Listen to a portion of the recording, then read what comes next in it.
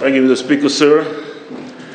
The Honourable Prime Minister, the Honourable Deputy Prime Ministers, the Honourable Leader of the Opposition, Honourable Members of Parliament, members of the media, fellow Fijians. I would like to start by acknowledging the leadership of the Honourable Prime Minister. His guidance over the 19 months has been invaluable in leading the coalition government in our achievements. I would also like to commend the Deputy Prime Minister and the Minister for Finance, the Permanent Secretary and the team for putting together another fair and focused budget. Mr. Speaker, sir, tourism is the cornerstone of our economy. It is an industry that not only stimulates growth, but creates the most jobs, foreign exchange earnings, and fostering infrastructure development.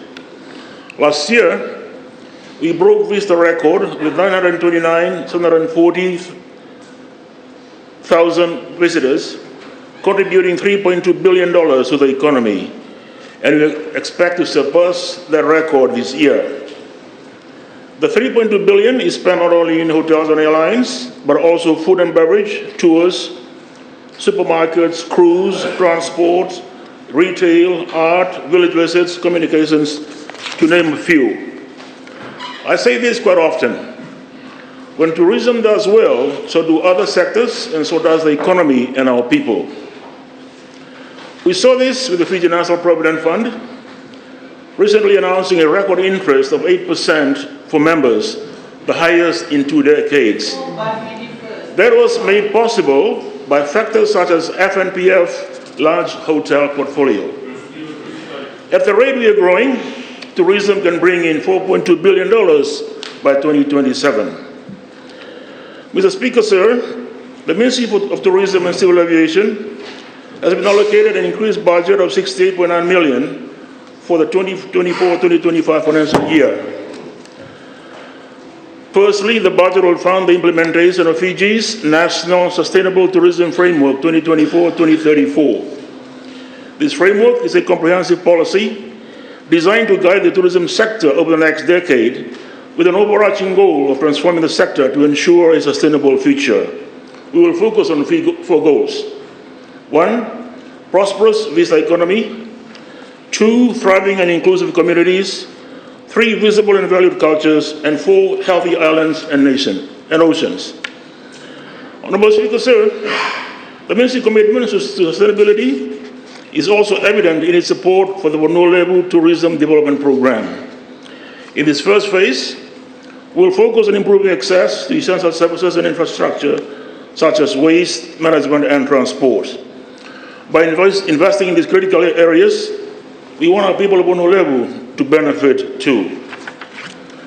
Mr. Speaker, sir, I would like to draw special attention to a milestone in this budget: the allocation of $400,000 for the Pilot Tourism Micro and Small Enterprises Fund. This is the first time the Ministry of Tourism and Civil Aviation has introduced such a grant. This initiative marks a significant departure from unusual operations, ensuring that the smallest of businesses too are part of and parcel of and benefit from tourism. Mr. Speaker, sir, as we make our best efforts to invest in the sector, we also need to market ourselves and our brand, Fiji, where happiness comes naturally. We have already been seen very proudly, our brand in cities like Sydney and Beijing to Times Square in New York. This costs money, a lot of it. One thing we shouldn't expect is that everyone knows Fiji. And just because it's doing well doesn't mean it will stay that way or that it doesn't need government support. I was at the Tourism Investment Summit last week, where he spoke about how globally demand has surpassed pre-pandemic levels, but we can start expecting growth to slow down in pace. So we must invest in the industry so that we reach potential visitors ahead of our competitors. We are grateful for the additional $5 million marketing budget to $35 million. We could do with more, and we know that it will be forthcoming when the need arises. Mr. Speaker, sir, in addition to the tourism sector, this budget also emphasizes the importance of civil aviation in supporting our economic growth. The allocated funds will be utilized to enhance our aviation infrastructure and services, which are crucial for both domestic and international connectivity. Mr. Speaker, sir, by protecting the integrity of the aviation system, we must ensure that our safety and security processes are intact and conform to international standards. The International Civil Aviation Organization conducts audits on the level of implementation by states on its safety and security oversight capabilities. Fiji's current rating is sitting at 76.3%, which is above the global average of 69.4%. However, this is not to say we cannot do better. Two of the critical elements in the audit process is aircraft accident investigations and primary aviation legislations. In the new financial year, we'll work on improving our standards in line with global best practices. Mr. Speaker, sir, our national airline, Fiji Airways, continues to soar to new heights, making Fiji more accessible. We are looking at new direct routes in the US as well as beyond through code share agreements.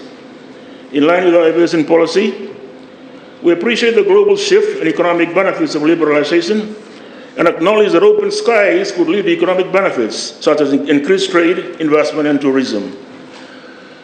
We are now evaluating opportunities for bilateral and multilateral open skies air service agreement on a case-by-case basis. As such, Honorable Speaker, I would like to inform the House that our discussions with the United States government for an open skies air transport agreement is progressing positively. Such an agreement will open up the entire continental US, allowing Fiji Airways to operate direct services between Fiji and destinations such as Dallas, Chicago, Atlanta, and Seattle. Fiji Airways has more than 40 pending code shares that will be activated with American Airlines, Alaska Airlines, and Finnair. Activating these code shares will provide more access and open more markets within the US and more options to international markets via US, ultimately provide more passengers onto Fiji Airways and Fiji. Mr. Speaker, sir, with more airline seats comes the need for more hotel beds, rooms and beds.